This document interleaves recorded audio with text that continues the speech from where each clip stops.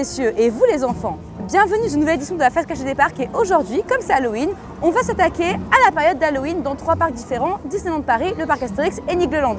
Et on va vous expliquer un petit peu de quoi il en retourne pour que vous puissiez vous faire votre choix et choisir du coup le parc qui vous correspond le plus pour fêter cette période d'Halloween. C'est parti! La saison d'Halloween, c'est un incontournable de Disneyland Paris et elle a bien changé ne serait-ce qu'en l'espace de 10 ans. Depuis 2009, Disneyland Paris n'a pas arrêté de se réinventer pour proposer aux visiteurs une expérience à la fois dans le thème d'Halloween, donc un minimum effrayante, et une ambiance familiale, donc pas trop effrayante. On se rappelle par exemple des Terrific Night en 2011 et 2012 à Disney Studios qui faisaient vraiment peur et qui se sont arrêtés parce que ça faisait trop peur et que les enfants gna gna gna. Vous savez les parents relous là, que vous êtes pas forcés d'emmener vos enfants faire des trucs qui font peur, hein, vous pouvez juste laisser les plus grands profiter. Mais bref. Bon du coup aujourd'hui, si vous voulez avoir peur, c'est pas à Disneyland qu'il faut aller. Par contre, si vous aimez les méchants Disney et les spectacles dansants qui vous éblouissent de couleurs automnales et chatoyantes, c'est the place to be. Les décorations d'Halloween sont uniquement dans le parc principal, pas à Disney Studios, et elles sont majoritairement sur Main Street, Frontierland et un peu à Fantasyland. Sur Main Street, vous trouverez des fantômes farceurs que vous aurez aussi le plaisir d'entendre. Ils font ouh ouh. C'est marrant. Vous pourrez aussi rencontrer certains personnages comme Dingo, Max ou Stitch en tenue d'Halloween et assister à une parade inédite en plus de la parade habituelle qui célèbre à la fois Halloween, les récoltes, l'automne, tout ça. L'attraction Phantom Manor a droit à son propre char et le fantôme et Mélanie Ravenswood, les vedettes de l'attraction, participent même aux festivités. Bon après le truc est un peu bizarre, c'est que ce char était là l'année dernière alors que le Phantom Manor était en rénovation, donc c'était un peu genre regardez on a une super attraction mais vous pouvez pas la faire, haha. Les personnages de la parade s'arrêtent pour une petite danse devant le château sur 4 scènes différentes. Je vous conseille de tous les regarder et de ne pas vous concentrer uniquement sur une seule scène car chaque personnage a sa propre personnalité et sa propre manière de s'approprier la danse. C'est vraiment sympa. Autre spectacle, une nouveauté 2019, Are You Brave Enough? Un show méchamment cool qui met en scène les méchants Disney et Ursula en vedette. Vous pourrez prendre des photos avec certains méchants après le spectacle, sachant que les méchants qu'on voit jamais, genre Cruella ou Facilier, eux ils sont juste là pour le show. Ils ont pas le time pour vous, pauvres gueux. Niveau décor, les plus immersifs sont à Frontierland. C'est vraiment là que Disneyland Paris met le paquet avec des décorations un peu plus traditionnelles que celles de Main Street et une partie entièrement dédiée à la fête Dia de los Muertos et au film Coco. Et vous pourrez aussi danser avec une marionnette de Miguel qui est vraiment, mais vraiment bien faite, waouh. Et cerise sur le gâteau, vous pourrez rencontrer Jack et Sally qui chillent dans les jardins du Phantom Manor. Oh, vous croyez que c'était genre des invités au mariage de Mélanie Ravenswood ou que Jack c'est le frère du fantôme? Quel lien l'étrangel de Monsieur Jack et Phantom Manor ont, je veux savoir. À Fantasyland pas grand chose, juste une magnifique forêt de ronces face au château et une rencontre avec Maléfique possible. Cette année, Disneyland Paris organise 2 nocturnes d'Halloween, le 26 et le 31 octobre, à savoir que le ticket de la soirée du 26 sont un peu moins chers. Au-delà de ça, grosse nouveauté pour cet automne 2019, la Tour de la Terreur a le droit à des scénarios différents et aléatoires. C'est vraiment une excellente initiative qui rend l'attraction encore meilleure en enrichissant son histoire. Ça vaudrait presque le coup de payer presque 110 € pour un parc qui est actuellement à moitié fermé, dis donc.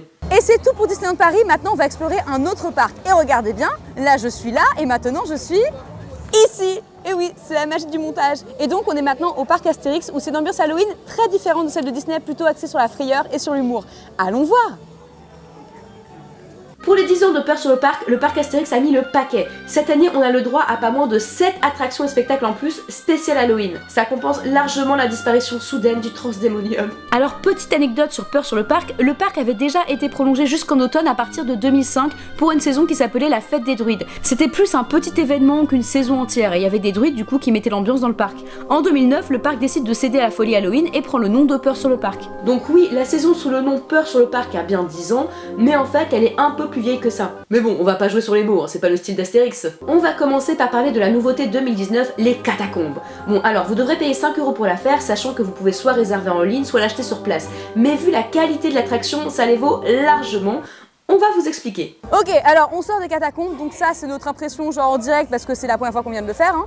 Et alors c'était super bien, ça vaut vraiment le coup de payer 5 € pour le faire, je pense.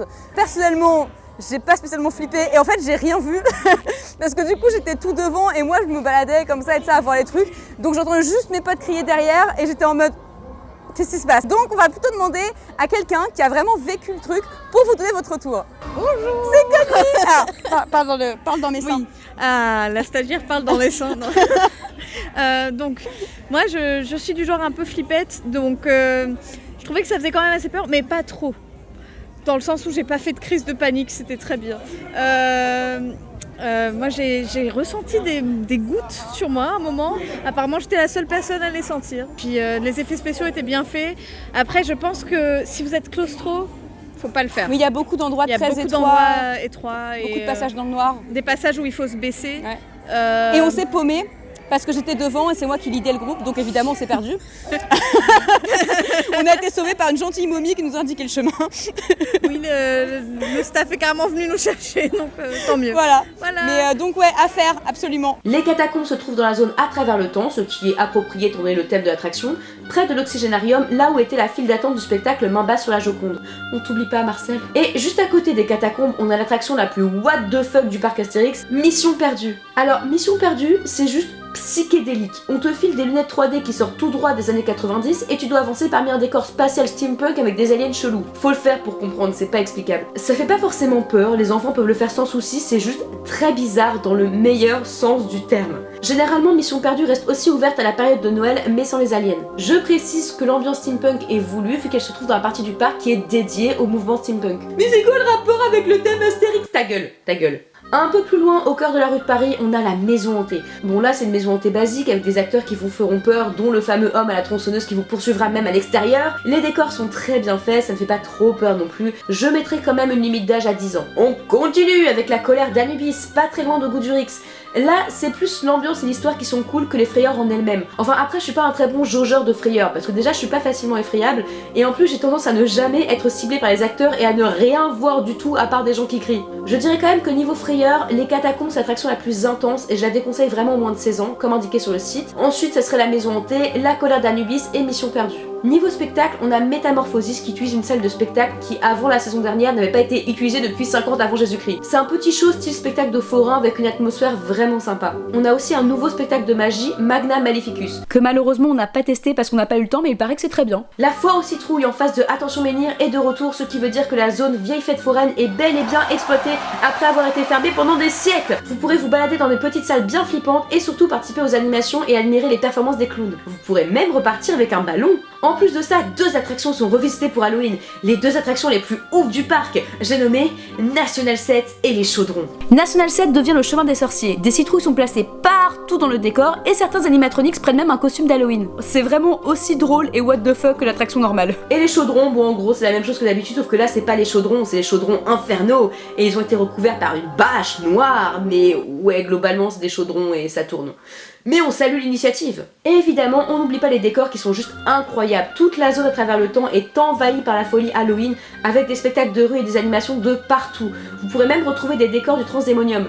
Oui, le pauvre a été complètement démantelé. Et pour les plus petits qui ne peuvent malheureusement pas bénéficier de toutes les activités d'Halloween du parc, il y a une activité au village à la recherche d'un farfadet et une parade à la fin de la journée qui regroupe tous les monstres du parc. Petit truc à savoir si vous mangez au resto, vous pourrez louer un gobelet peur sur le parc éco-responsable pour 2 € le temps de votre repas. Vous pourrez ensuite soit choisir de le garder, soit le rendre au bar et récupérer vos 2 €. Ou guetter les gobelets que les gens ont oubliés sur leur table pour les rapporter vous-même et vous faire 2 € en plus. Objectif 0 déchet, haha. Le parc a aussi eu l'idée de classer toutes ces attractions spéciales Halloween par degré de frayeur indiqué par un panneau de signalisation.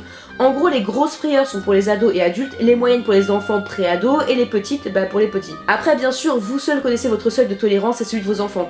Agissez en conséquence. Pour profiter à mort de toutes ces activités, vous pouvez acheter un pass frayeur pour couper les queues seulement aux attractions spéciales Halloween. Après, j'ai pas trouvé que les files d'attente étaient insoutenables, mais ça peut valoir le coup si vous voulez à la fois profiter des activités d'Halloween et à la fois des autres attractions du parc. Parce que là, c'est vrai que vous serez un peu limité en temps sinon. Le parc propose aussi des journées prolongées le 12, 19, 26 et 29 octobre et des nocturnes le 30, 31 octobre et 1er et 2 novembre avec un spectacle son et lumière en plus. Pour résumer, le parc Astérix mise plus sur des décors de fous et de vrais frayeurs.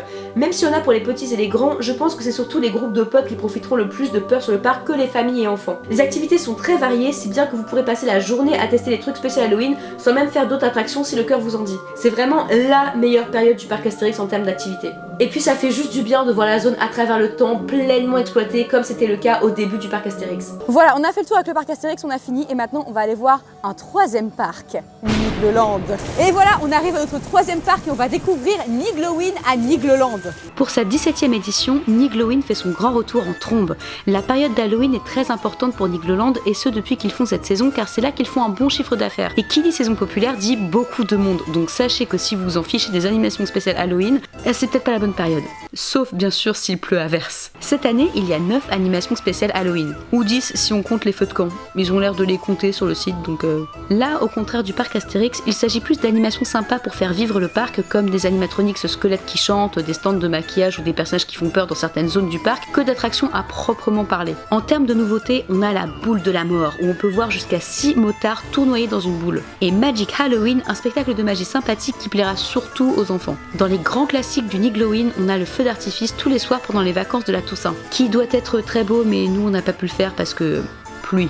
Et la métamorphose du loup-garou, même principe que Métamorphosis au parc Astérix. Et oui, je compare au parc Astérix car ce sont les mêmes attractions, et oui, je sais, Nigloland l'a fait avant, ne me tuez pas, d'accord? Et enfin, dernier show de Nigloween, la sorcière sans corps, qui, comme la pancarte l'indique, fait vraiment, mais vraiment flipper. Nigloween, c'est surtout l'occasion de redécouvrir le parc et de profiter des décors. Il n'y a pas 1 millimètre du parc qui n'est pas décoré, et on sent qu'ils ont vraiment réfléchi à la manière de réinventer le parc pour Halloween. Pour le coup, Nigloland a largement battu le parc Astérix et Disney sur le plan de la déco. Surtout la zone près du manoir hanté. On se sent vraiment dans l'ambiance Halloween, jusque dans la tenue de tous les employés du parc. Ils ont tous au moins un petit maquillage. Et en plus, ils sont vraiment toujours très sympas. Il y a même un petit village, style village de Noël mais version Halloween du coup, et je vois pas pourquoi ça se fait pas plus souvent parce que c'est vraiment trop cool. Comme vous le savez peut-être, Nigloland a été créé par des forains qui revendiquent fièrement leurs racines. Du coup en fait, il y a beaucoup d'activités d'Halloween qui rendent hommage aux attractions qu'on pouvait voir dans les vieilles fêtes foraines style foire aux monstres. Ça crée une ambiance unique et même si ça fait pas peur, ça attise la curiosité. Oui, parce que question frayeur, faut pas oublier que Nigloland est un parc familial qui vise plutôt les enfants. Du coup, il y a rien qui fout vraiment les miquettes, il faut plus y aller pour la super ambiance. Malheureusement, il n'y a pas de nocturne pour ce parc, mais il y a un spectacle de magie exclusif